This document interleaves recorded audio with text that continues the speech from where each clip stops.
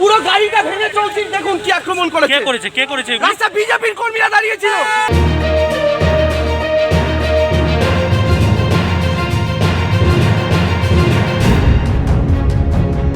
अम्बासा के रास्ते में तृणमूल के वाहन पर हमला हुआ। देवांशु भट्टाचार्य की टीम अम्बासा के रास्ते से गुजरते समय यह हमला हुआ था। भाजपा के गुंडों द्वारा कथित तौर पर यह हमला किए जाने के बाद तृणमूल कार्यकर्ता अम्बासा आए और विरोध में शामिल हो गए। तृणमूल कार्यकर्ताओं ने वहां के अनुमंडल पुलिस अधिकारी के साथ अभद्र व्यवहार किया। इस घटना में एक बाइक घटनाग्रस्त हो गई।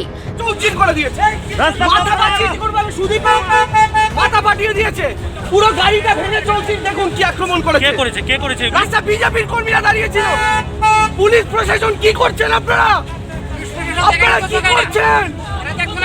আপনারা কি আপনাকে বলতে চান আমাদের?